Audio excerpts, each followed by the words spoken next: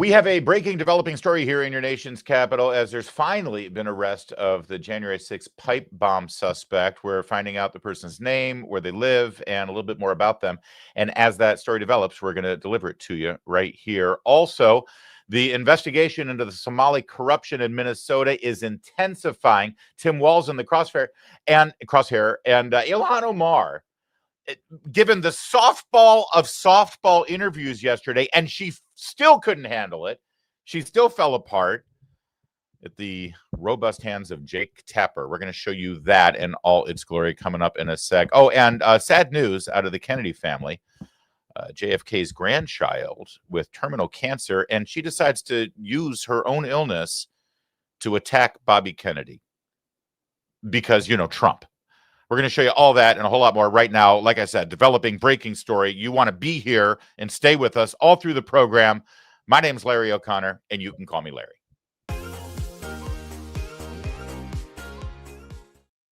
Yeah, and you know what? I went back and watched part of the show yesterday. I've been way too angry lately. I'm not an angry guy. I'm actually a fun, happy guy. And so I'm sorry I was a little shouty yesterday. Mark Warner and this Mark Kelly guy, they bring it out of me, and I'm sorry. We're going to have fun today. We should have fun today. This is the golden era, after all. Thank you for watching the show. Thanks for subscribing. Thanks for giving us some thumbs up and some likes. We very much appreciate that.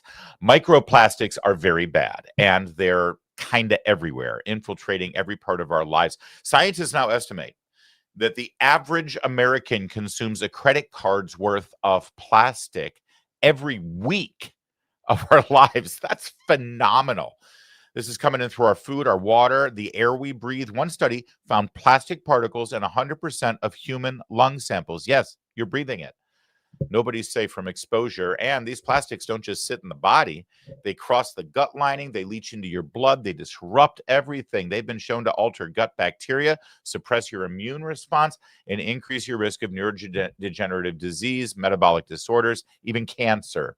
Some plastic toxins like BPA mimic hormones, interfere with fertility, and damage DNA.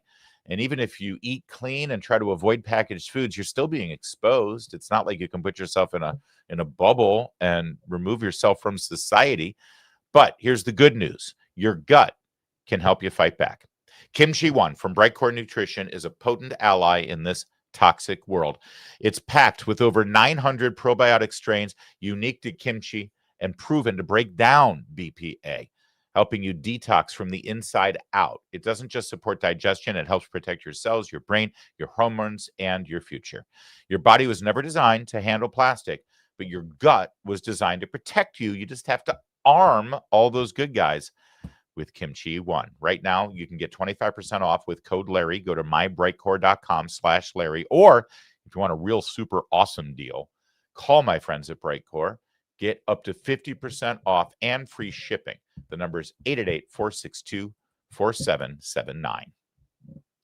All right, we're going to get to the latest on the J6 pipe bomb arrest. We're assembling all that information because it literally is developing as we speak. So stay with us. We're going to get to that in our B segment. The investigation into the corruption in the Somali community in Minneapolis, Minnesota is intensifying, and it now appears that the crosshairs are on Governor Jazz Hands himself, Tim WALZ. That's right. He and the Attorney General, Keith Ellison, at the very best appear to be negligent and have been completely corrupt in their incompetence, or they willfully ignored these crimes, if not encouraged them. Here's how Fox News delivered the report. President Trump and Republicans are railing against Governor Tim WALZ, and the House Oversight Committee, which has launched its own investigation into the fraud, is now requesting documents, records, and communications from both WALZ and State Attorney General Keith Ellison after reports they and other state officials may have been warned and ignored those warnings, allowing this fraud to happen. The state employees in Minnesota rang the bell. They blew the whistle that there was massive fraud, and yet Tim WALZ and Keith Ellison, the Attorney General, apparently turned a blind eye to that for fear of political retaliation from the large voting bloc of Somalis.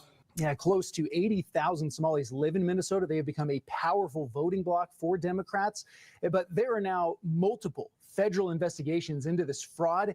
Folks close to those cases tell us that what we've seen so far may be just the tip of the iceberg. Hey, watching that. That's right. And that's exactly what we told you yesterday. And it's what we told you when we first reported the story earlier in the week. And we showed you all of the details and the facts that those whistleblowers who were state employees of the state Health and Human Services Department, they were the ones who saw the fraud.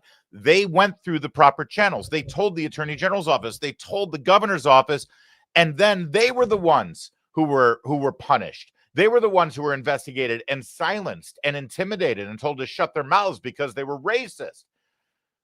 We showed you all of that earlier in the week, but now there's more. As we've said, if you follow the money in this corruption scandal out of Minnesota, you'll see, yes, it appears some money went to a terrorist group in East Africa called Al-Shabaab, but other money went to a domestic terror group, the Democratic Party in Minnesota. And it appears as though one prominent member in Minnesota, the Attorney General, Keith Ellison, who's a Democrat socialist, and he hates America, he may have even been receiving bribes from these criminals. Watch this.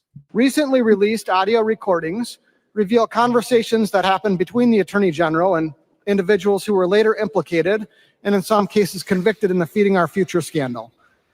In those recordings, the Attorney General... Point of order, Mr. Speaker.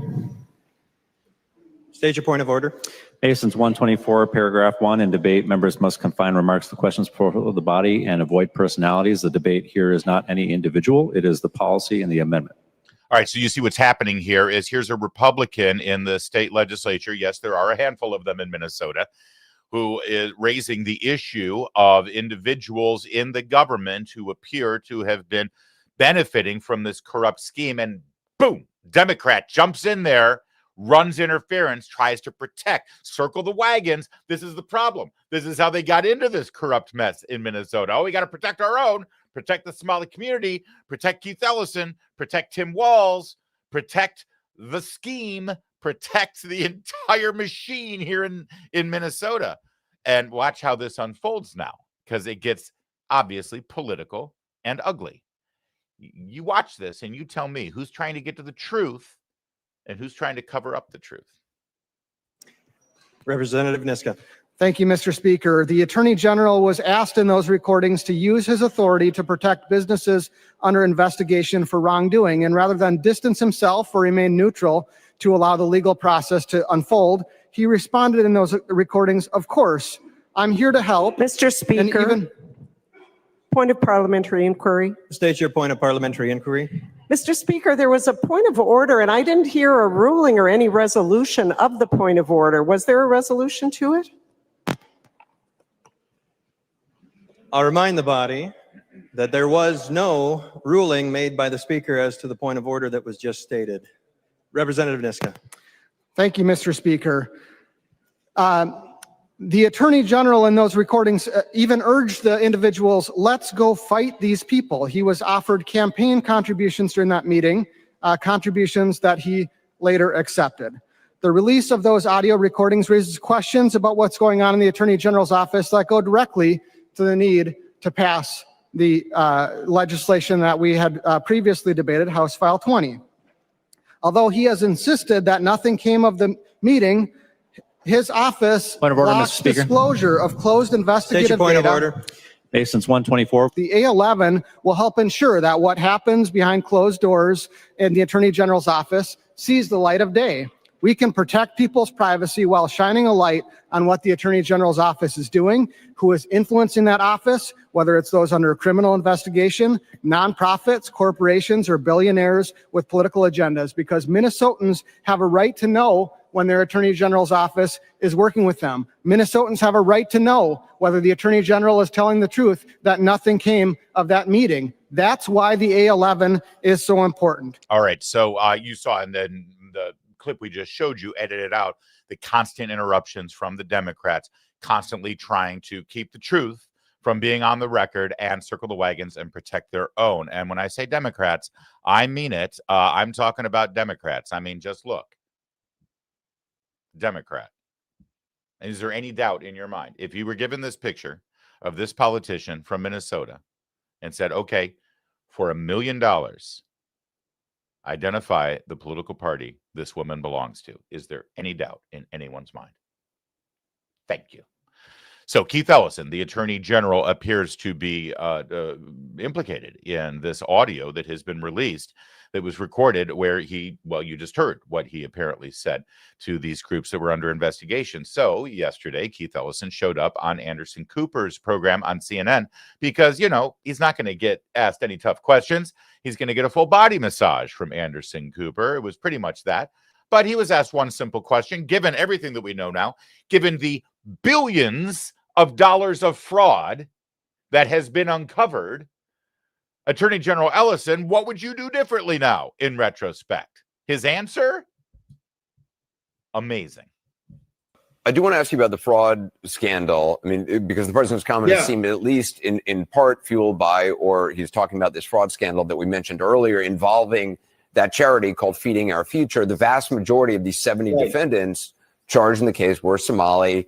For perspective, those are nearly 80,000 Somalis in the state. How much, I mean, critics have said that state officials, including you and the governor, did not act fast enough or quickly enough to investigate charges of fraud against the Feeding Our Future and did little to flag their allegations to federal authorities. I know you said it was the federal government that didn't move fast enough.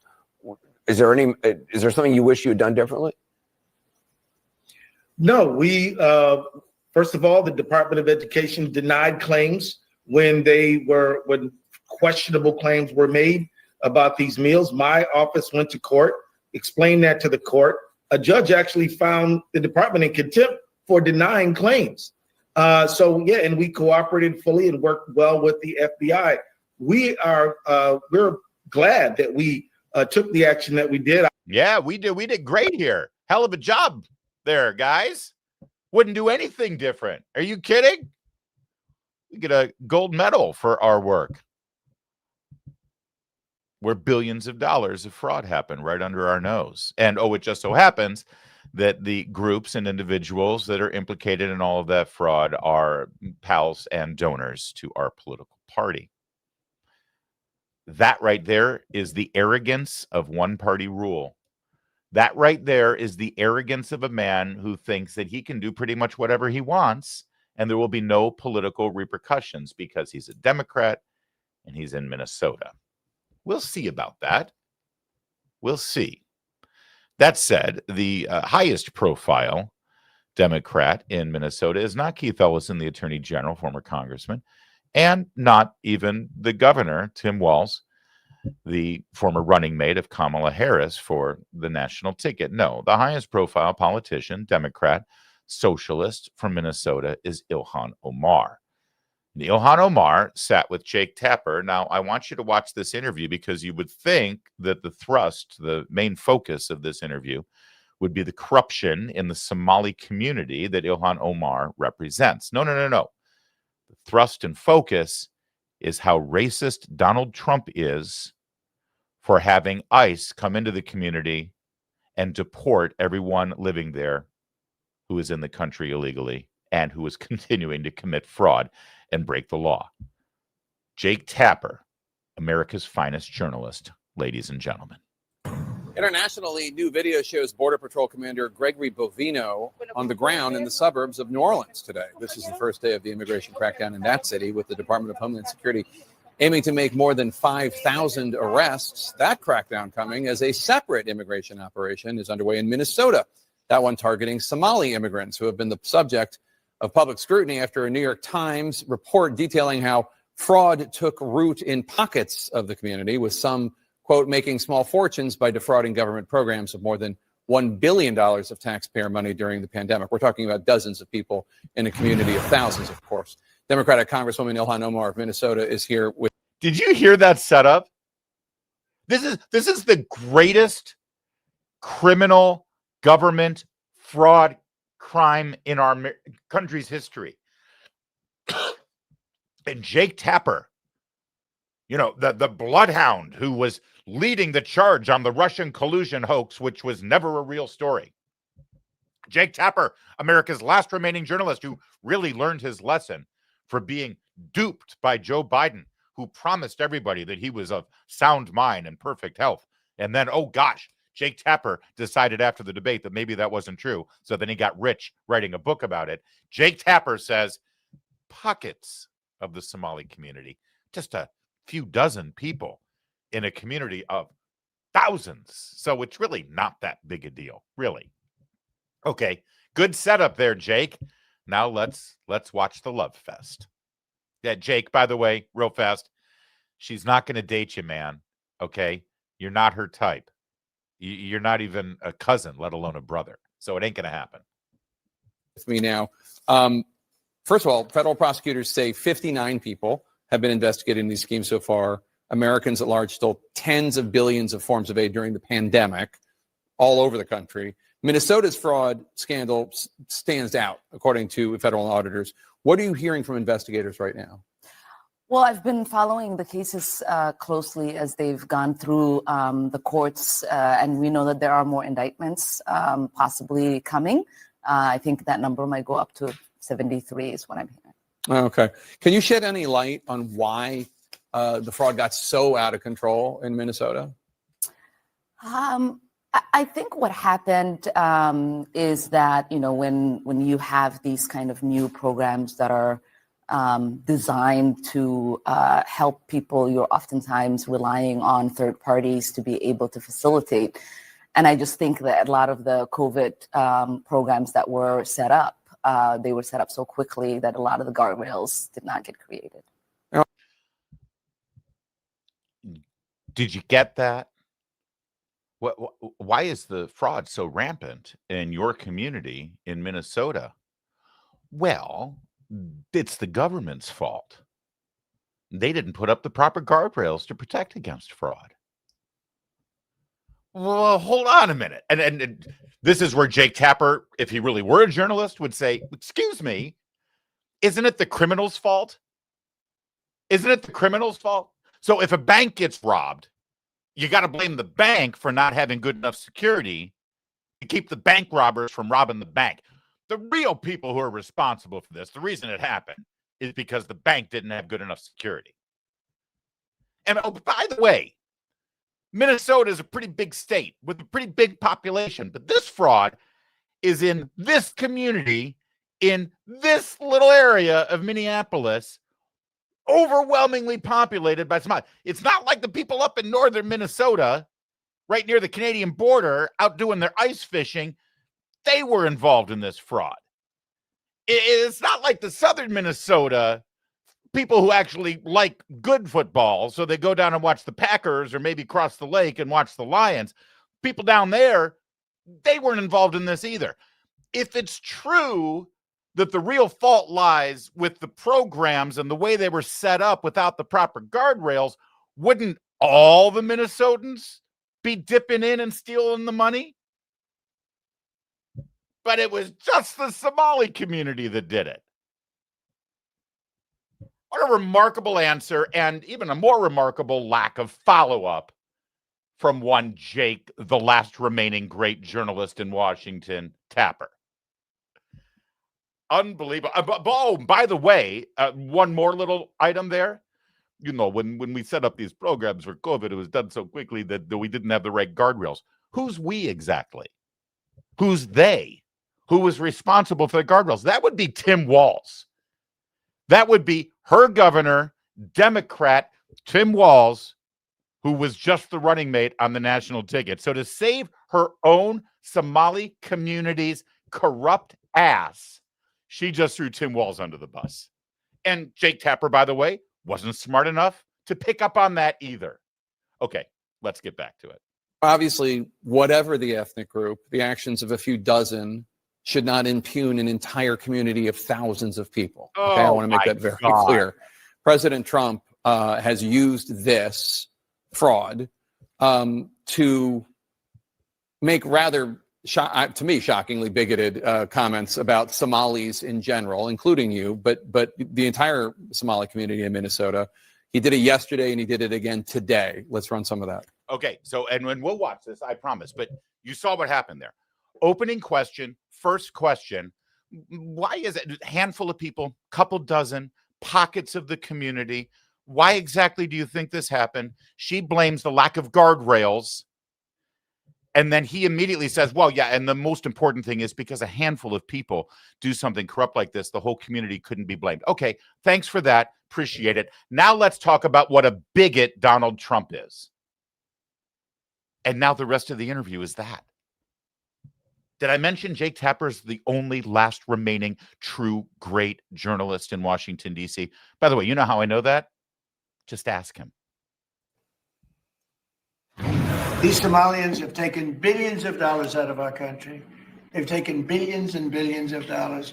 They have a representative, Ilhan Omar, who they say married her brother. She should be thrown the hell out of our country. And most of those people, they have destroyed Minnesota. She should not be, and her friends shouldn't be allowed. Frankly, they shouldn't even be allowed to be congresspeople, okay? They shouldn't even be allowed to be congresspeople because they don't represent the interests of our country. It's pretty shocking to hear it, although I don't know how shocked you are at this point anymore. But Somali immigrants, in general, you in particular have been the target of his attacks for a long time. What's your response? Yeah, I mean, I'm not shocked because we know that the president oftentimes resorts to very bigoted, xenophobic, Islamophobic, racist rhetoric when he is trying to scapegoat and deflect from the actual failures that he has himself. We know that this administration has not fulfilled the majority of the promises that they've made, whether it is bringing costs down, whether it is the tariffs that are decimating businesses in the United States, whether it is the possible war crimes that his defense secretary is committing.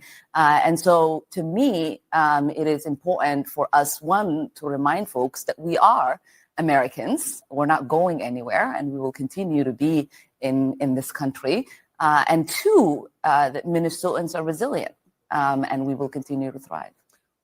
What is the practical impact when a president of the United States demonizes an entire group of people based on ethnicity? And again, you can point to any ethnic group and find dozens of people in that ethnic group who are committing a particular crime. The mafia comes to mind, right? But no one, you don't hear people saying that about Italians. They did 100 years ago, but they don't do it today. What is the practical effect on the Somali community when the president says things like that? I mean, it creates fear. And there is a possible danger that a lot of the people who follow the president have exhibited violence in many cases, especially in my case, whenever he has said something about me that is derogatory or says I'm a threat to the country. I've gotten death threats. There's so many people that have been incarcerated over the years that have been encouraged by the president's words. And so there is fear for Somalis, not just in Minnesota, but across the country, that some of these people might attack and harm them. Ahead of the immigration crackdown in Minnesota, CNN asked the Department of Homeland Security spokesperson Tricia McLaughlin about the remarks from the president. Here's what she had to say.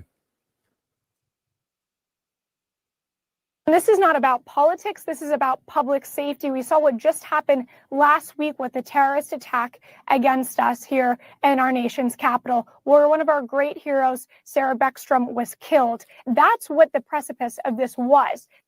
What's your response to that? Well, it's certainly not. We know that Somalis, over 90% of them are citizens of this country. Majority of them having born in the United States. And we know that if you are a criminal, you already have deportation orders.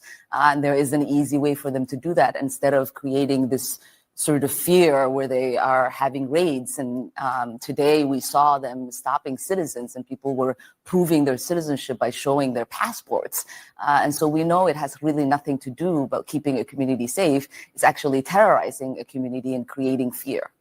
Congresswoman Ilhan Omar, thank you so much for being here. Really appreciate it. Yeah, we appreciate that too. That was a hell of a job there, Jake. So one question about the fraud that was framed with complete, deflection and excuses, and it's like it's a handful of people. It's just small pockets. It is literally the largest case of government fraud in our history. And we're just hitting the beginning parts of this story, a story that Jake and his pals at CNN ignored until the New York Times just wrote about it a couple of weeks ago and gave them permission to do it. Hey, Jake, you covered the presidential election. I know it because you wrote a book and made millions on it. In fact, you interviewed Tim Walz, I know, during the campaign. Did you ever ask him one question about this? Because it ain't a new story. It was going on last year during the campaign. And now the entire framing of that interview was one question about the fraud, and the rest of it, the last 5 minutes, all about allowing Ilhan Omar to call Donald Trump a racist and a bigot, and to bend over backwards to say that any criticism of the Somali community at large is like 100 years ago, where all Italians were blamed for the mafia. But see, here's the interesting thing. Italian Americans 100 years ago, 200 years ago, today, they call themselves Italian Americans. You know, they when we have a Columbus Day parade down Fifth Avenue in New York, it's about Christopher Columbus being an Italian who came to America, and it's about America and it's about their pride in this country, right? And they never would, for an instant, think that they would stand up there, whether it was 100 years ago or today, and say, I'm an Italian first. And if there was an Italian American politician, a mayor, a congressman, a senator, right? We've had them.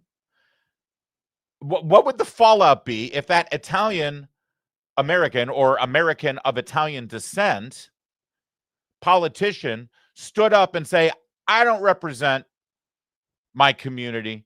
I don't represent my state. I don't represent America. Theirs are not my interests. My interests are Italy's interests. That's what I'm here for. Would that politician, that American politician, would it be legitimate to criticize that person? Would it be legitimate to say, you know, I know you're here in the country legally, and I know that you've got your citizenship, but when you stand up and literally, or when your supporters celebrate you because your main priority is to look for the interests of a foreign country over your own nation, I think that's worthy of criticism, don't you? And I don't think it's bigoted to say so. I asked that hypothetical question because, well, maybe you've seen this video. Clearly, Jake Tapper hasn't, because I think it would have been an appropriate question to ask her about. xildhibaan ilhaan cumar oo magaca Soomaaliya qalin dahab ah ku qortay qadiyadda ilhaan ma aha qadiyad ilhaan ma aha qadiyad Minnesota ma aha qadiyad reer Maraykan qadiyadda ilhaan waa qadiyad Soomaaliyeed.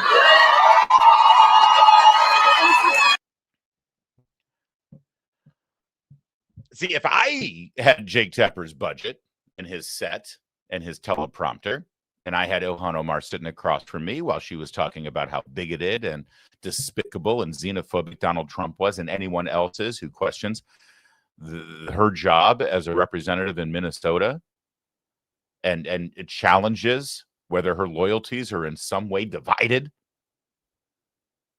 I would have played that clip and said, how do you explain this? You were standing right there, smiling and nodding along. Is it true? That would have been a simple question. Or as she spent all of her time deflecting any kind of criticism over the Somali community and the corruption there, you know, just a handful of people, maybe 70 at most, but that doesn't really speak for the whole community. Jake Tapper could have done this. Jake Tapper could have said, yeah, okay, that's fair enough. However, considering the fact that it's only 70 or 80 people in the Somali community, isn't it amazing that you, Congresswoman Omar, actually promoted a restaurant and a program run by one of those 79 individuals who is accused of defrauding Minnesota? I mean, if it's only a small handful of people, what are the odds that you would be on tape supporting one of those 79 people and promoting their fraudulent program?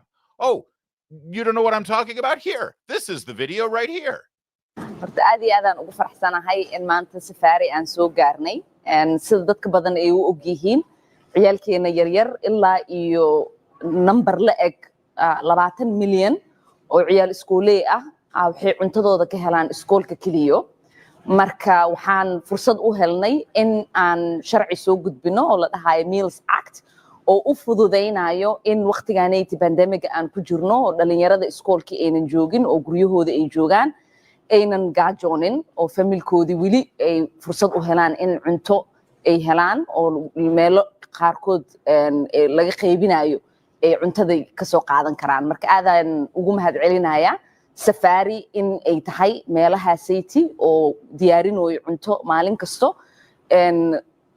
dhalinyarada ciyaalkii iyo familkoodina. Yeah, so the Safari restaurant that she's there standing there during the pandemic helping to pass out food and promoting this program, giving meals to children who would starve during the pandemic if it weren't for this government program and funded by the taxpayers of Minnesota and taxpayers of the federal government. That Safari restaurant and that program is part of the corruption scandal.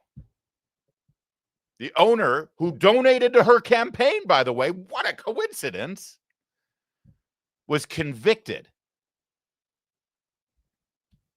in a $250 million fraud scheme using that very Feeding Our Future program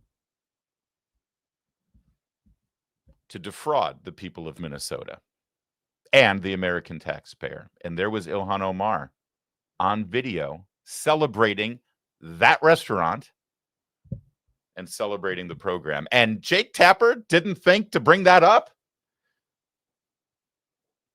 He may have thought about it, but then he thought again, because see, then you don't get Ilhan Omar to come into studio and sit with you.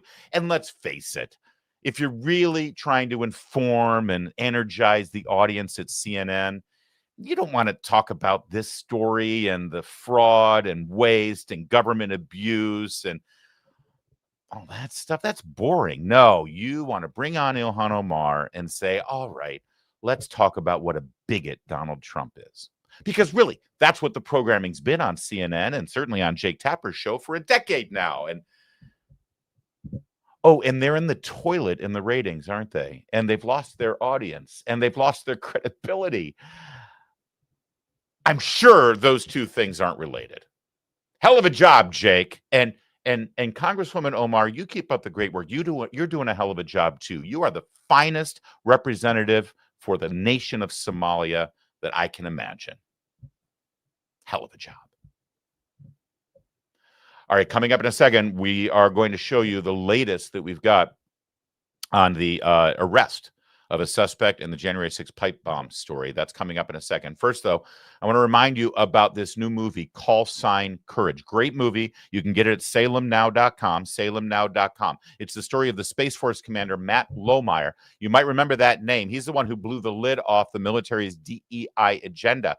He saw firsthand while he was in the military how Marxist ideology, critical race theory, and rampant DEI training was actually changing the culture of the military. These were not benign programs. He suddenly saw everybody separated into identity groups that stripped away merit-based selection and promotions. There was a lack of accountability, competency, and unified purpose that developed into a domestic threat because it weakened our military. And he spoke up. He spoke up about how all of this was tearing apart the military's unity, readiness, and the whole reason why we have a military, lethality. The ability to fight and win wars. And, for his efforts, he got reprimanded. His home was broken into. He was spied on. He was threatened. Lohmeyer didn't back down, and career officers kicked him out. This all happened under Lloyd Austin and Joe Biden. Then an amazing thing happened. Donald Trump won the election, and President Donald Trump has made him the Undersecretary of the Air Force so he could solve the problem. This is an incredible journey, an incredible story. When the stakes were high, the good guy stood up. Don't miss Call Sign Courage, the Matt Lohmeyer story. Watch it and buy the DVD at salemnow.com. That's salemnow.com. Earlier this morning, around 8:30, news broke that the FBI had made an arrest in the January 6th pipe bomb story. And we have a name now. We have footage of the home being raided in Northern Virginia of where this suspect lived. And we also have a blistering truth bomb dropped by Rick Grinnell, on the former FBI director, Christopher Wray. Let's first start, though, with the latest, and that is a name of a suspect. The New York Post has the headline here. The suspect's name is Brian Cole, lives in Northern Virginia, the city of Woodbridge. Woodbridge, Virginia is about, I would say, 15 to 20 miles south of Washington, D.C., down I-95, about halfway between the Pentagon and the Quantico Marine Corps military base. It's a big suburb of Northern Virginia. It's in, I think that's Prince William County, Virginia. The suspect was arrested this morning. He is suspected to be that shadowy figure that we have all seen by now, the hooded figure with those very distinctive tennis shoes, placing what was purported to be a pipe bomb in front of the Republican and Democrat National Committee headquarters the morning of the January 6th, or really technically the night before, in the morning of the January 6th riots on Capitol Hill. He was arrested by the FBI this morning in connection to what they're calling an attempted bombing. This is just short of the 5th anniversary of that bombing. And let's now show you here quickly this latest footage that we got.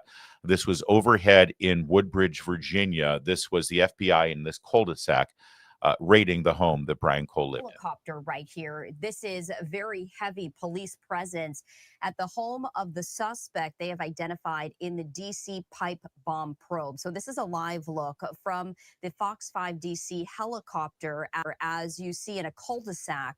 The FBI now at the home of this suspect. And we were learning more earlier as we were hearing from the FBI after they announced that they made an arrest in a nearly 5-year-old investigation into who placed pipe bombs in Washington, D.C. before the January 6, 2021 riot at the U.S. Capitol.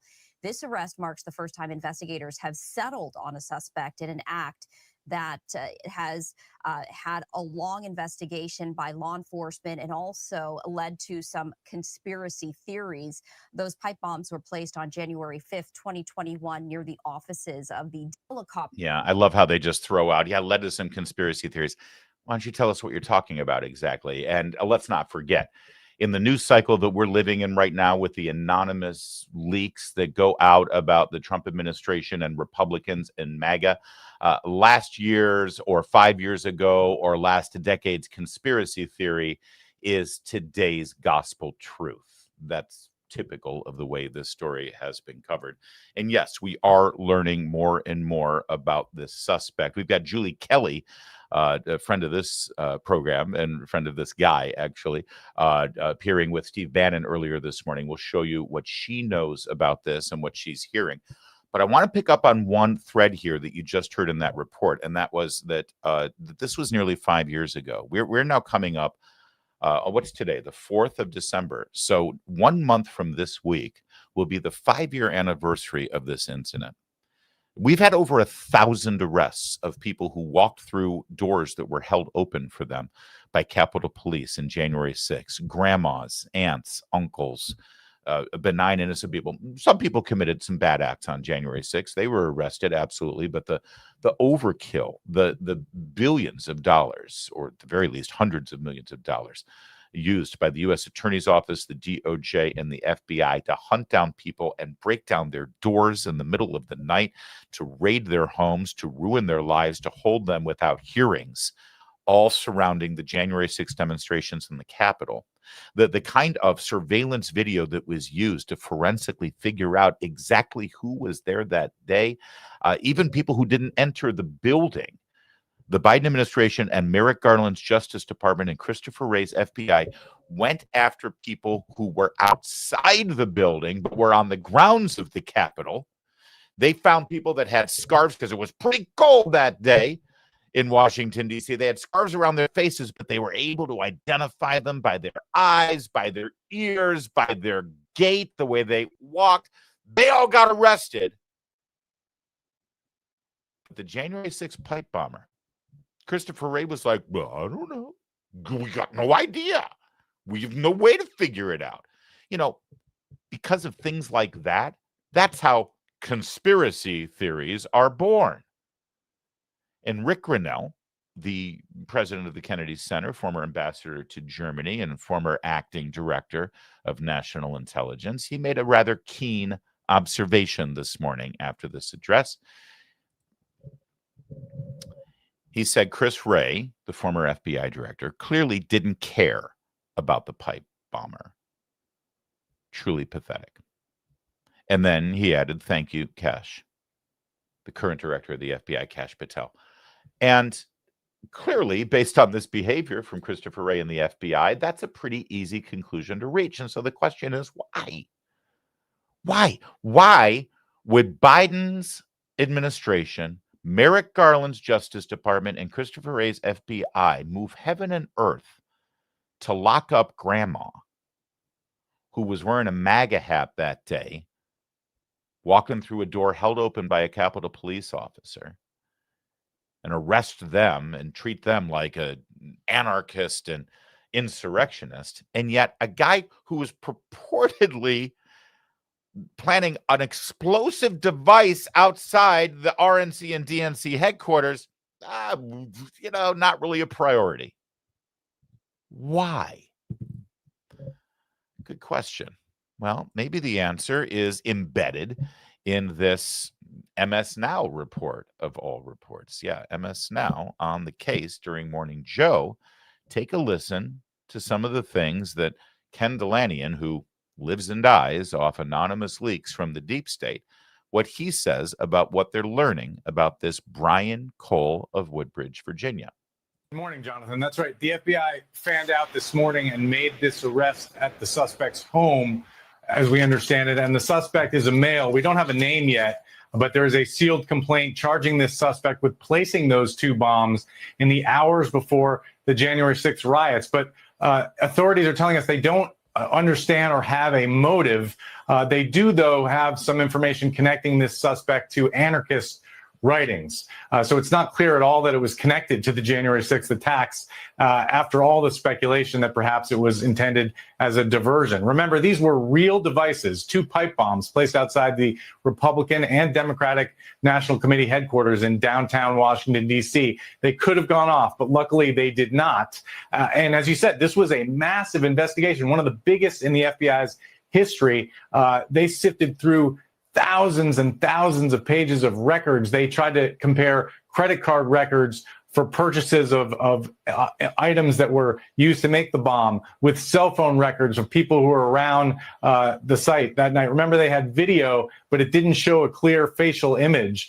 They had a height of the suspect, 5'7" or 5'8". They had a unique shoe, a Nike shoe that was not sold widely that they tried to use to identify the subject. They even issued a $500,000 reward for information leading to arrest, and they had almost no leads. But what's interesting here is that we're told by two sources close to the case that the information used to put together the case against the suspect was sitting in FBI files and was gathered as perhaps in 2021 or 2022. So could have been used to make an arrest a while ago, and they re-examine this case. And that's going to be a partial vindication for Deputy FBI Director Dan Bongino, who has been exhorting the FBI to take another look at the evidence in this case. What it doesn't do, though, is stand up the bizarre theories that Bongino was expounding. Yeah, okay, we'll let you finish that in a second. But you notice how he can't even let the statement leave his lips before in the same breath he says, yeah, but it doesn't excuse some of the crazy conspiracy theories that are. No, let's just pause for a second here. And let's just remind everybody the impact of the pipe bomb story. I don't know about you, but I have a pretty vivid memory of that day. And I have a vivid memory of the intervening days after January 6th. You remember when there were calls for the arrest of Donald Trump for treason and sedition. You remember. I remember. You remember Joe Biden standing in front of the blood-drenched Independence Hall saying that MAGA Republicans were an existential threat to the Constitution. You remember Jack Smith and his out-of-control special prosecutor's investigation, charging Donald Trump with crimes from January 6th. And in the course of the investigation, he spied on the phone records of sitting U.S. senators, their cell phones, as well as their office phones. You remember all of this, right? Of course, by the way, as we continue to hear people like Joe and Mika and Jake Tapper and members of the Democrat Party and members of the media and George Stephanopoulos and everyone refer to January 6th as an insurrection, you will also remember that none of the thousands of people who were arrested for January 6th, including Donald Trump, whose charges were eventually thrown out, but the charges that Jack Smith did bring against Donald Trump, none of them, not one, from Donald Trump all the way down to Grandma who walked through that door, held open by a Capitol Police officer, not one of them was actually charged with the crime of insurrection. But that won't stop all of these teleprompter readers from calling it an insurrection. And how did the events of January 6th reach the fevered pitch that led to all of those arrests, all of that behavior, all of that rhetoric, and all of that vitriol? Well, if you remember right, it was the addition of the pipe bomb story that raised the stakes on this case. You see, let's just play along with the story for a second, that this was a MAGA-fueled January 6th right-wing insurrection where they tried to shred the Constitution and have a coup and take over the government to keep Donald Trump in as president for life. That's what they say over on Blue Sky. That's what they say on a regular basis about the events of January 6th. Now, I don't know about you, but I know a lot of people who are MAGA. I know a lot of people who are right-wing conservatives. I know a lot of people who fit the description that Blue Sky and Joe and Mika and Jake Tapper would like to present as your crazy, lunatic, right-wing, MAGA hat wearing, xenophobic, bigoted insurrectionists from January 6th. And most of those people that I know that fit that description, they're pretty well-armed individuals. Am I wrong? You tell me. Most of those people own a firearm or 7. They keep them safely and legally in their gun safe. They utilize them for self-defense and protection, and they exercise their Second Amendment rights in every possible way legally that they can, including hunting, including sport shooting, whatever. None of my business. It's their constitutional right. They got guns. They can do with them what they want as long as they don't break the law. See, and that's the thing. Do you know how many people arrested on January 6th inside the Capitol had guns? None of them. There were a couple of arrests of people associated with January 6th who had guns in their cars. You know why? Because they drove up from, South Carolina for the speech on the Mall. And as they were driving into D.C., they were like, oh, crap, I forgot. We're not supposed to have a gun in D.C. because D.C. isn't America. And so they put their gun in their glove compartment or in their trunk and hope for the best. And then after they were arrested, unarmed in the Capitol, the cops found their car, recovered it, and then there was a firearm. And I think there were like 4 people like that. My point is, if January 6th was a hate-filled, bigoted, racist, anarchist, MAGA insurrection to overthrow the government, it was the weakest of all sauces because all those people who own guns left them at home. I mean, if they really wanted to take over the government and overthrow things, they'd be like Antifa and bring weapons to the table. And see, the left and the Democrats and the media knew that. And that's why the pipe bomb story was huge. It was everywhere. That's all you heard. They gave you images of January 6th. They showed you the worst of the worst and the people going into the Capitol building. They showed the guy with the podium. They showed the guy with the bison horns. And then they said, and there were pipe bombs discovered. You see, these crazy, violent insurrectionists wanted to blow up these buildings and the innocent people inside. That's why the pipe bomb story was so huge. And that's why it was always so curious that they never found a suspect. And now we're learning from Ken Delenian here that they had most of the evidence they needed to arrest this guy. It was sitting in files at the FBI, and they never did anything. And it took Kash Patel and Dan Bongino to go in there and say, could we look at this story again? And can we take a look at the evidence and maybe find a suspect? And now it appears they have. You see what I'm getting at, right? It's a curious story. Now, there have been some great independent journalists who have followed this story from the beginning and all events associated with January 6th. One of them is the intrepid Julie Kelly. Now, she called into Steve Bannon's War Room show when the story broke about an hour ago. And let's hear what Julie has to say. This is a huge development that, of course, your audience and all of us have been waiting for. This was an investigation that was very aggressively pursued early on under Chris Wray's FBI.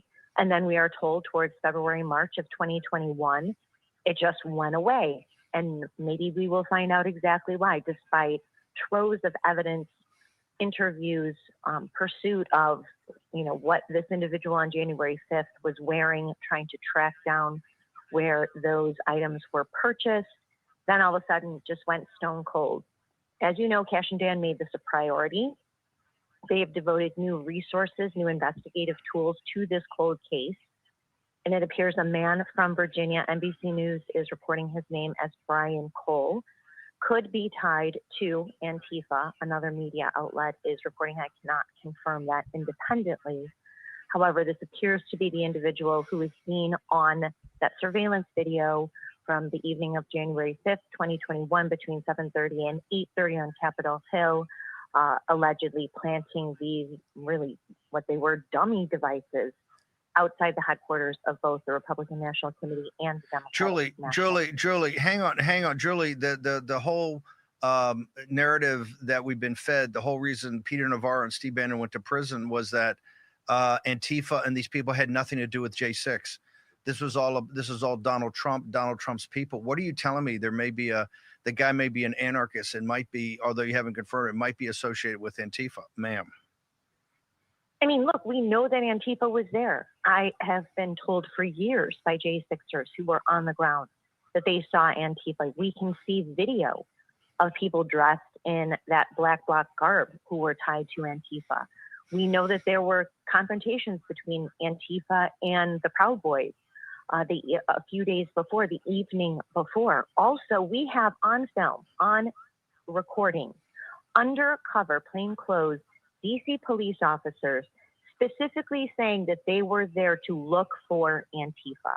So if this individual, and again, I cannot confirm this with my sources independently, that this is an Antifa type or certainly not a MAGA supporter, this blows a huge hole in the early narrative that someone aligned with Donald Trump and the MAGA movement tried to blow up the headquarters of the RNC and DNC, where Kamala Harris was, don't forget, beginning around 11:30 a.m. on January 6th of 2021.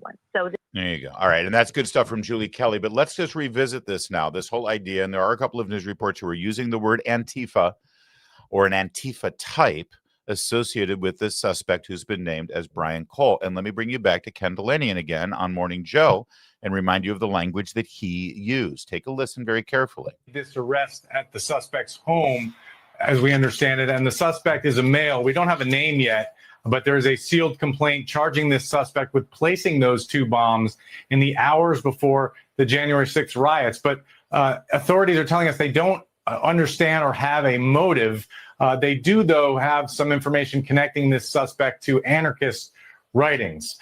All right, anarchist writings. That was the key word there, anarchist writings. So listen, We're going to continue to follow the story. We're not going to be like cable news. We're not going to start assuming and projecting and extrapolating and hypothetically putting out our theories, because you don't come here for theories, not at least about real crimes, maybe political theory about what might happen politically in a story or why it might have happened politically. But I'm not going to waste your time or deceive you with some sort of guesswork about this kind of thing. All right, let's follow the evidence and follow the facts. We certainly have moved further along on this story than we have for the first 4.5 years of the investigation under the Biden regime. But let's just say this. If that is accurate, and it's Kendallanian, so it's a bit of a coin flip, but if that's accurate, and if this suspect that they have arrested is in fact guilty, and if anarchist writings is the best description that we have for it right now, well, let's think about it for a second, because I assure you, the media and the left and the Democrats and the establishment, they're going to do whatever they can to keep Antifa out of the mix here. The last thing they want is this suspect of the J6 bombing to be linked as some sort of Antifa type. All right? It's not going to do that. And here's the thing. There's no such thing as a membership card for Antifa, right? There's not going to be a paper trail of him, paying his annual dues for Antifa. It's just not a thing. By the way, you can say the exact same thing about MAGA. There's no such thing as a card-carrying member of MAGA. There's no such thing as paying your annual dues, and now I am a full-fledged member of MAGA. Although the media acts like there is. The Democrats act like there is. I'll leave you with this, though. If this story is true, that this suspect is guilty and has a paper trail of anarchist writing, use your own brain. Use your own logic, use your own reason, and follow the facts here. When you hear somebody is an anarchist, does that sound like somebody who's MAGA adjacent? Or does it sound like someone who's Antifa adjacent? I think we all know the answer.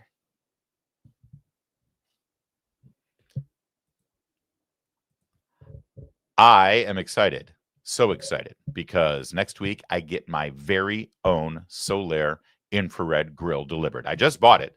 Just gave me my credit card 2 days ago. I've already been out to their factory. I got a tour, and I got to sear my own New York strip, and it was about 2 inches thick on over 1,000 degrees Fahrenheit grill from Solaire. It is incredible.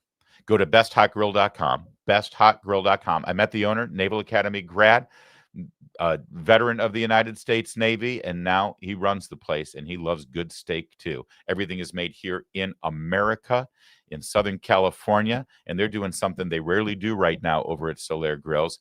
They're offering a huge discount, a huge offer. Right now, they're offering 25% off their Solaire grill and their Solaire Everywhere portable infrared grills. Do you see down at the bottom there, the Solaire portable grills? You can take those to tailgating, camping. They're amazing. They just carry them around. Or you can do what I did, and you get the Big Mama right there. That's what's showing up on my driveway at the beginning of next week. If you get a 27-inch or larger Solaire infrared grill, not only are you going to get that 25% discount, but you're going to receive a free stainless steel griddle and a USA-made cover to protect that investment. That's up to a $650 value. The griddle that you can put on top of your grill, you can make pancakes, eggs, smash burgers, fajitas, even pizzas out on your super hot Best Hot Grill. Go to besthotgrill.com, learn more, and test it out for yourself. USA-made Solaire infrared grills. This is the Black Friday, Cyber Monday sale, but this offer that I'm talking about, only good through December 5th. That's tomorrow. Go to besthotgrill.com. That's besthotgrill.com. We have some sad news out of the Kennedy family. I don't know if you saw this, but I want to play it for you. And it's actually even sadder than this report lays out here. It has to do with the granddaughter of John F. Kennedy Jr., President Kennedy. Take a look at this report from CBS News, and then we'll expand. Now to shocking news and very sad news from a member of the Kennedy family who says she was blindsided by a terminal illness. We're talking about Tatiana Schlossberg. She's daughter of former Ambassador Caroline Kennedy and granddaughter of President John F. Kennedy. She revealed over the weekend that she has only a year or so to live. She wrote about her illness and her treatment in an essay for the New Yorker magazine. Dr. John LaPook has more.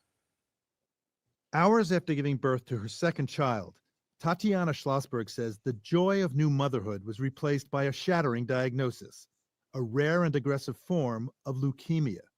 She writes, "I could not believe that they were talking about me. I wasn't sick. I didn't feel sick."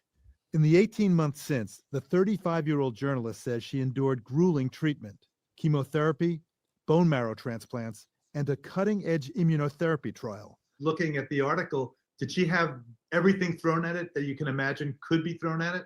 She has gotten the absolute state of the art. The problem is that the state of the art isn't good enough. All right. And obviously, this is the kind of story that tugs at your heartstrings and it makes you sad. A young, vibrant woman, and of course, with a high profile coming from the Kennedy family.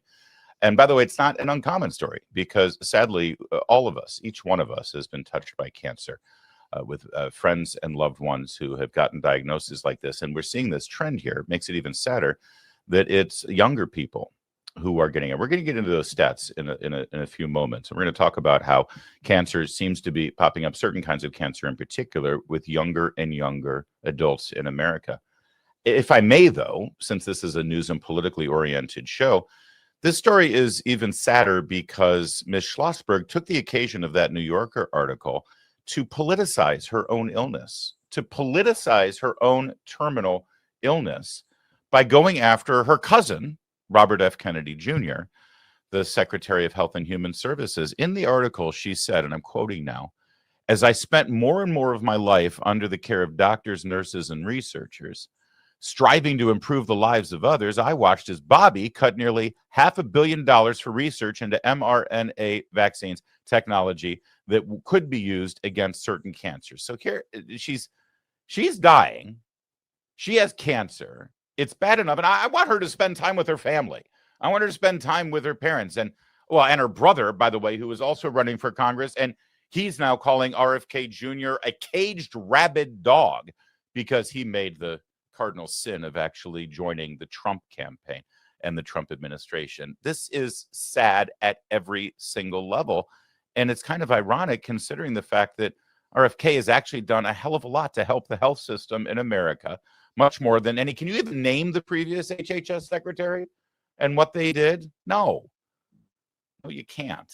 And the fact of the matter is, we are seeing alarming trends showing certain types of cancer increasing right now in younger and younger people, specifically colon cancer and cancer associated with the bowels. This report here that was detailed in the conversation, which focuses on cancer-related issues, shows the rising rates based on a research study that was done in Europe. We're talking about young adults aged 20 to 29. The rates of increase have gone up 8% in the last handful of years. 30 to 39, it's gone up about 5%. Let's bring in our friend, an expert on these issues, Kim Bright. She's the founder of Brightcore, and I know you're read in on all these issues because this is what motivated you to start your work at Brightcore. First of all, this really is a disturbing trend. I know used to be if you're 50 and older, you have to get a colonoscopy. Then they changed to 40 and older. Now it's going to be like graduate high school and you should get a colonoscopy the way these numbers are going, Kim. I know, it's crazy, isn't it, Larry? Thanks for having me back. But, until recently, they didn't know the reasons for this surge. It was unclear. It was unknown. But now research is pointing to what would be a surprising suspect for some people, the gut bacteria. I've been talking about this for almost 50 years. But there's a recent study that reveals the exposure during childhood or adolescence to a toxin, and it's called Colibacterium, and it's produced by certain strains of E. coli, whose growth has been encouraged by our standard American diet, the SAD diet, which contains highly processed foods and GMOs and the overuse of antibiotics and pharmaceuticals, on and on and on. And that leads to aggressive bowel cancers decades later. And this is the explanation of why people under 50 are the ones that are being most impacted with this fastest growing cancer epidemic of our time. Yeah. And this isn't only about young people, Larry, and colon cancer. There are increases across the board for all types of cancer for people of all ages. Oh yeah, no, I've got those stats. I want to get to it, but you talk about the what is it, a microbiome? Is that the right word that I'm looking for Yes. here? And in the guts, I saw this thing. It was a professor out of UC San Diego where they do a lot of research on this. Take a look at this report here when he talks about it, because there is sort of, it looks like there's sort of potentially a silver lining to this research in terms of how the good microbiomes could work on these gut cancers and even other cancers. Watch. As we kind of wrap our head around this groundbreaking discovery, it indicates that microbial exposure can lead to cancer. How can that translate into a correlation to other cancer types? Yeah, so what it tells you is that these microbes, they have developed their own weapon systems to protect from other microbes. And they use them, and the weapon systems, the way they work is they mutate DNA. But if you have sufficient amount of these microbes in your colon tissue or in other tissues of your body, you can actually get many, many mutations that can lead to cancer. Now, our evidence is for colorectal cancer. We are actually quite certain that other cancer types that we're seeing to increase in early life are probably driven by similar mechanisms. All right, so Kim, let's stay focused on the gut right now, and then we can talk about the other cancers and the increase at various age groups. That doctor from UC San Diego, he makes it sound like it's a battle, like you've got these two warring armies of microbes in the gut, and if that's the case, well, if you can, increase the battle forces on one side, on the good side, you can win the battle. Is that what he's saying? Exactly, because he's talking about mutations. These mutations, when the bad guys overtake our colon and our microbiome, then they're going to lead to cancer. Mutated cells and tissues lead to cancer, lead to tumors. So yes, indeed, we have to focus on the good guys. Yeah. So let's talk about the stats that we're looking at right now, because this is something that Robert F. Kennedy Jr. has been talking about for many years, and he's certainly raised this issue. Anyone who's wondering, oh, why is Kennedy doing this at Health and Human Services? Why is he because Trump literally ran on this. Here's a clip of Kennedy during one of the rallies there with Trump during the campaign. And then our buddy Brian Kilmeade over there at Fox and Friends really lays out all of the details and stats and the awareness that Kennedy's been able to bring to this. Here, take a look. Was having safe food and ending the chronic disease epidemic. Our children are now the unhealthiest, sickest children in the world. Don't you want healthy children? And don't you want the chemicals out of our food? And don't you want the regulatory agencies to be free from corporate corruption? So is RFK right? Those stats are pretty real that I'm about to share with you. 40% of children are overweight and obese. 36% of kids have mental, emotional, or behavioral disorders. Autism rate is stunning, 1 in 22 in certain states. Young adult cancers are up 79%. We're on track to have 1 in 12 American adults with cancer in their lifetime. These numbers are stunning, and they're going up. 75% of American adults over the age of 55 have some type of chronic illness. It might even be you. So our food is getting us sick intentionally. That is the main reason. And pure profit is... Wow, that's an amazing, extraordinary statement right there, that your food is making you sick, and our food. And this has to do with the processes of our food and other things that are in our environment? Of course. I mean, and it is intentional. Like I said, I've been doing this for almost 50 years. And so did you hear that? The young adult cancers are up 79%. And it's going up every year. Yes. So, this isn't just affecting young adults, but I've watched these big corporations just inundate our food supply with more and more things through the years, and it is insidious. We've also got this graphic up right now, and this has to do with, it's not just young adults. The numbers are increasing for our aging population as well. Studies show that age is a significant risk factor for most common cancers due to the duration of carcinogenesis. Research has revealed that the incidence and mortality rates of various cancers among the elderly and extremely old are increasing worldwide. This is at a time where, we've got all these advances in medical technology and treatments of cancer and chemotherapy and radiation and all that stuff. And yet more and more of us are getting cancer at all ages, Kim. Right. So do you think what we've been doing for all these many decades is working, or is it not working? I mean, as Brian Kilmeade said in the clip that we just watched, Larry, what we're eating and what we're not eating are making changes in our gut microbiome. And this is the #1 cause for the cancers we're developing. Say I. Yeah. And now beyond the cancer, also, we always hear this thing about chronic illness, chronic disease. And that's like diabetes, heart disease, dementia. Other Every single one of us has someone in our family who's been suffering from dementia. We lost my father earlier this year to it, and immune disorders. Is that also all linked to the same issue? Most definitely. And even rapid aging. I mean, when you are having your gut microbiome so out of balance, you have it affecting everything, and you're creating more free radicals. There's all kinds of things that are happening in the body that are causing all these different disorders and diseases. Now, when I asked Kim to come on and talk about this today, she sent me some information. I want to share with you this website. I don't want our listeners or viewers to think that I spend all day looking at the Technology Network's cancer research website. Okay, I'm just sorry. I'm looking at NFL scores, and I want to know how Navy is going to do against Army. That said, as I looked at this research, specifically linking cancer and the gut microbiome and the potential benefits of the good biomes, I want to scroll down to this area right here. Engineering the microbiome for cancer therapy. This is sort of what you're talking about, where you can engineer or harness or increase the amount of good guys and let that battle go on before the cancer takes hold. Is that hopefully what we're trying to achieve here? Yeah, and we want to do it naturally. We don't want to have some other new vaccination come up and some more drugs and things, that are going to alter this unnaturally. Right. We solved this problem, but now here's the other 20 problems we've caused. Yeah, that's right. Because, Larry, the gut microbiome is an intricate community of trillions of bacteria, fungi, and other microorganisms. And it's emerging finally as a central focus in cancer research.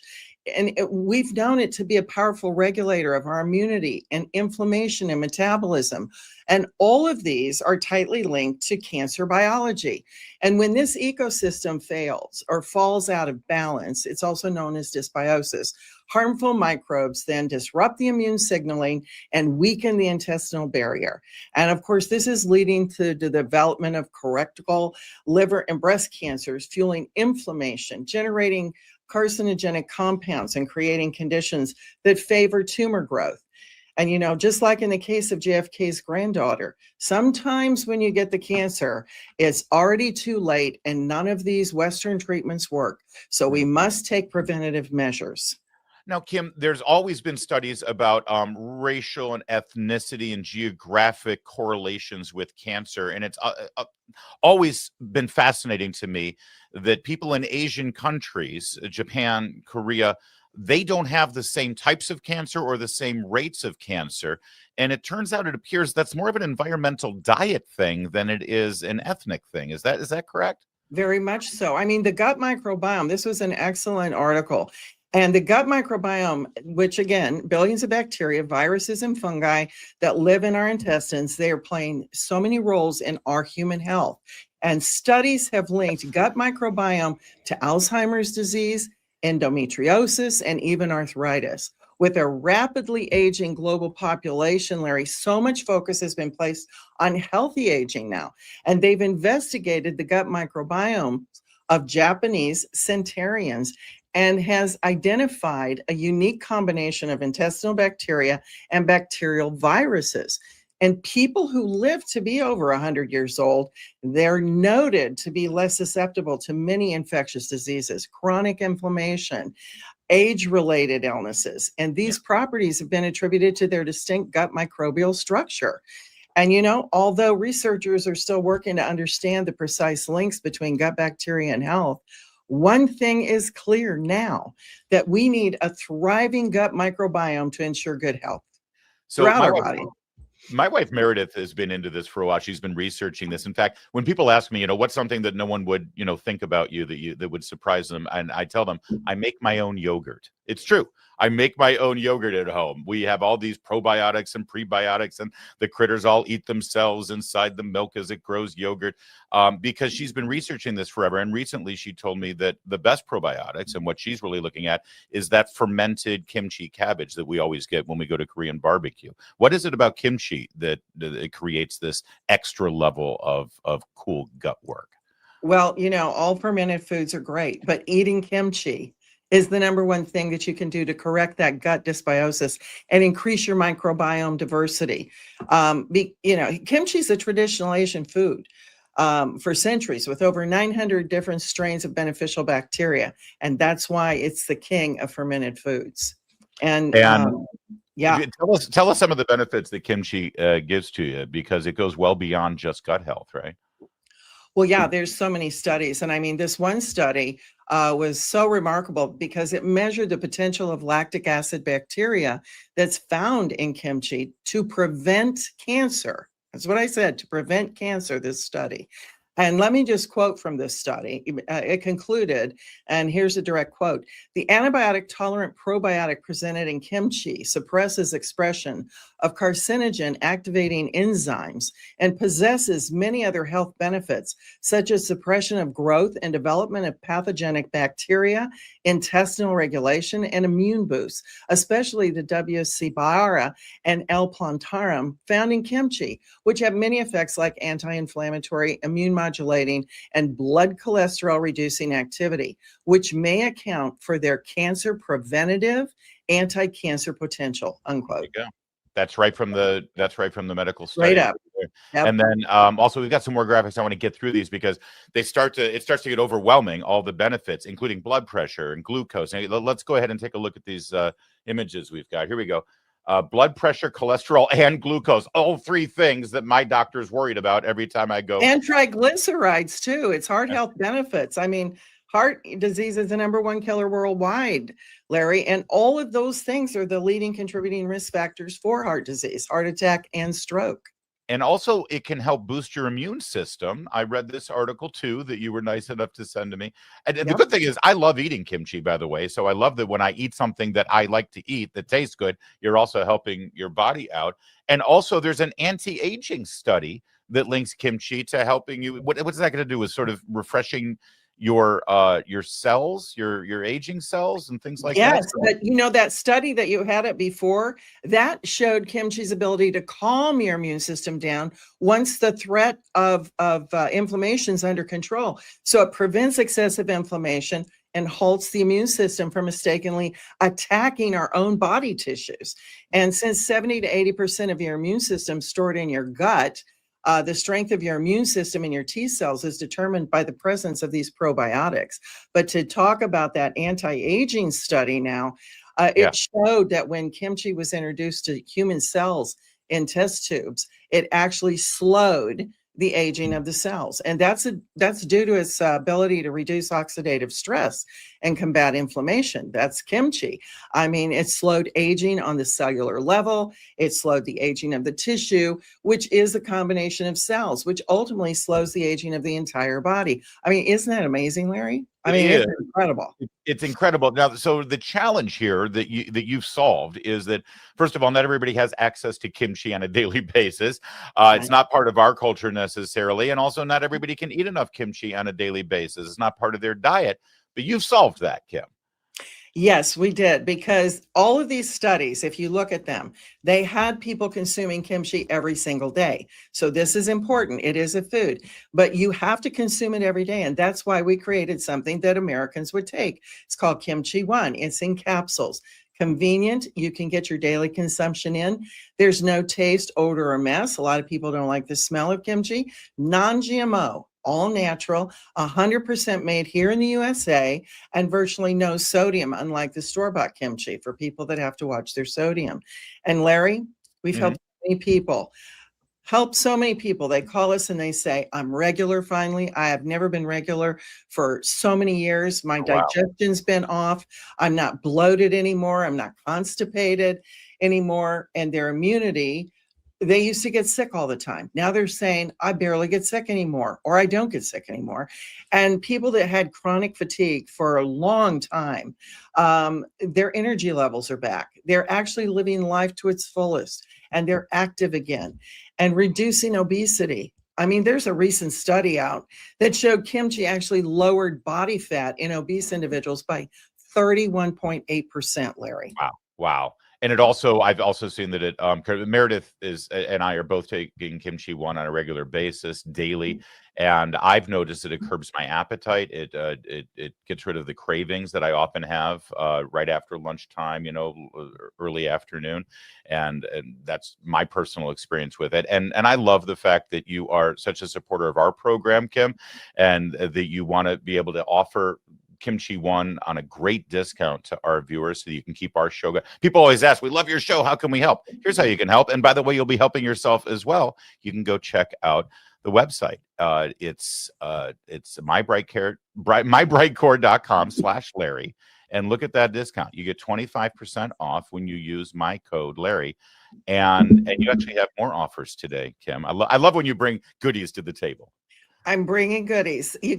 Now, I like people to call because we can make sure this product's right for you. So call 888-462-4779, and you're going to get up to 50% off your order, plus free shipping only when you call. And then the first 100 callers are going to get a free bottle of our Fortify. Now, Fortify contains all 9 essential amino acids to protect against cellular damage, helping retain that muscle mass that we're losing as we're aging, boosting your hormone production, and supporting your brain chemistry.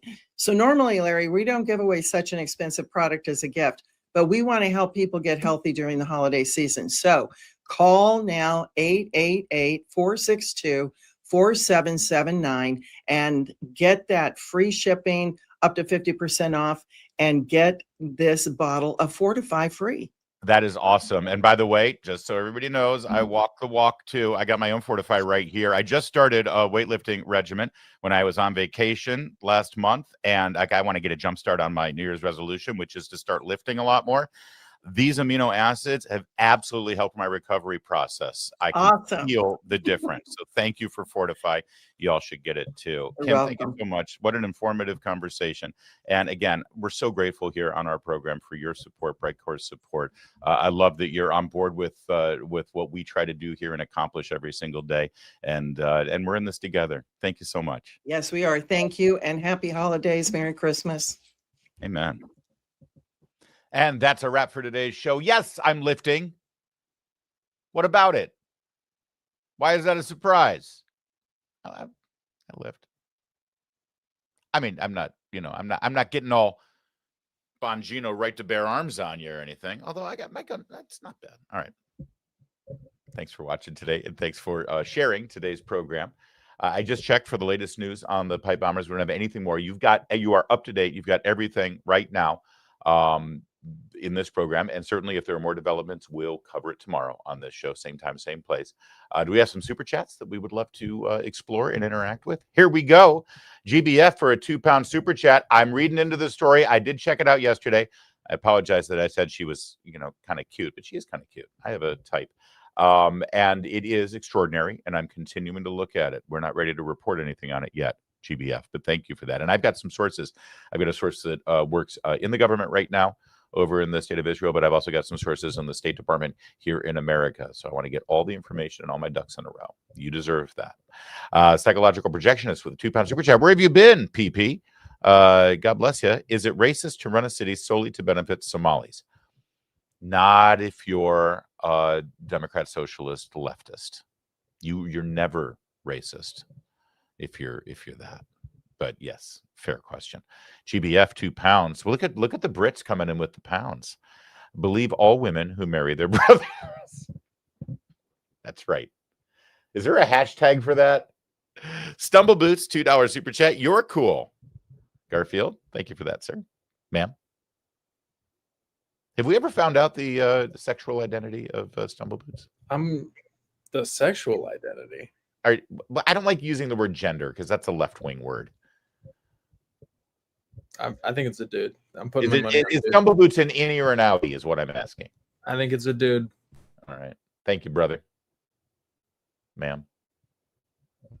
Angela with a $5 super chat, waiting for jihadist Jane Omar. Jihadist Jane Omar, handcuffed, booted out of the U.S. We don't want evil people who hate our country. She can love her brother elsewhere. Thank you for that, Angela. I've tried to make a joke out about loving her brother, but it's just going to get weird. Stumbleboots is a dude. There you go. Thank you, brother. Appreciate that. Kevin vindicated. I don't know. Huh? Kevin vindicated. You are correct. Well, you had a 50-50 chance. The year is 2025. It's no longer a 50-50 chance. It's like a 1 in 273 chance. I have, first of all, I'm very popular with the ladies. I think we've established that, number one. No, but compared to my colleagues and even competitors on this platform who do what I do, I believe my female audience is larger than theirs. That's all I'm going to say. Number one. Number two, Stumbleboots, as you know, always has a Garfield or other sort of cat identifications there. And maybe it's me, but I associate cats with chicks, not dudes. No offense. I mean nothing by it. Thank you, Stumbleboots, for the $10 for the $2 super chat. Jeff DePew, $2 super chat. USA shutdown Dem scams are coming into the light. Yeah. That's the next shoe to drop in this Minnesota scandal, and this is the tip of the iceberg.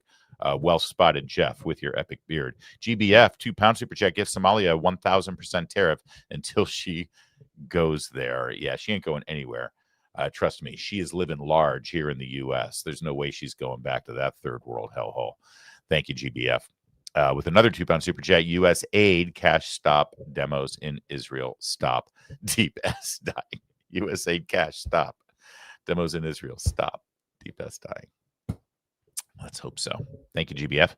Ram with the fabulous looking Scotch on the Rocks. $10 super chat. As I recall, Bongino wasn't making conspiracy theories. He was just pointing out all the anomalies of the pipe bomber case and asking why the FBI and DOJ were not interested in solving it. Well, yes, you are correct and accurate, but if you're Ken Delanian with NBC News /MS Now and you're reporting to Joe and Mika, that right there, pointing out the anomalies of the case and asking why it isn't being investigated by Joe Biden and Merrick Garland and Christopher Wray, that is a conspiracy theory. This also brought to you by the same team that gave you Russian collusion. Well spotted there, Scotch on the Rocks.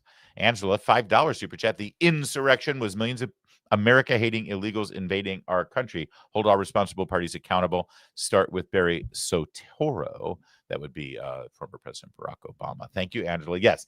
Yeah, it's amazing that they point to what happened on January 6th and says, it's an insurrection. But meanwhile, the border is completely under control as they literally tore it down with bulldozers and let anyone in this country. But that wasn't an insurrection. Well spotted there, Angela, as well. Thank you for that. Is that it? Is that all our super chats? Not that that's not enough. That's a ton, but I want to make sure we get through it all. Thank you, Kevin. And thank you to everyone watching. We appreciate it. We'll be back tomorrow. Full week here and a busy one at that. Did you notice we didn't have anything on the Venezuelan boat story today? Do you know why? Oh, because we're just looking the other way now. That story's over. Yeah, that's right. Last night, everything that I've been telling you about that story since the first day we started talking about it on Monday was vindicated with a report last night. Today, the Admiral is hopefully ripping Mark Kelly a new one behind closed doors, and now the Democrats won't have anything to say about it. They don't want to talk about it because they're on the side of the cartels. That's the only conclusion to make here. They hate Donald Trump. They hate the Constitution. They hate you for voting for him. And if it means undermining our military to get their way, they'll do it. We saw that play out this week. Remember that, everybody. I said it yesterday, and I just want to repeat. They want chaos. They want us at each other's throats. They want us hating each other because in that climate, they can waltz in the next election and say, isn't it time we turn the page on this chaos and you have us come back so that we're not at each other's throats anymore. And they're going to act like it's all Donald Trump's fault. And it's the same cycle. report a fake story with hysterical headlines claiming Donald Trump has done something so outrageous and so despicable and so unconstitutional that he's worse than Hitler. And then within 7 days, the truth comes out, and it turns out that first story was completely false, and there's nothing to it. And then they move on to the next one, and it has this pile-on effect where by the time you're 5 months into that, you're like, oh my God, I'm just done. Please, can we just get past this? And you think to yourself, the only way to get past it is to just give them what they want, which is to get rid of Trump or get rid of Republicans and not vote for J.D. Vance or not vote for Republicans in the midterms. It's just fine, if you just shut up and leave us alone. We'll give you what we want. Just let's end the pandemic, and so we don't have to have masks on anymore, and we can get our kids back into school. That's what they did in 2020, and it worked. And we will not let it work again. All right, I'm done now. Thank you for watching. We'll be back tomorrow, same time, same place. My name's Larry O'Connor. You can call me Larry.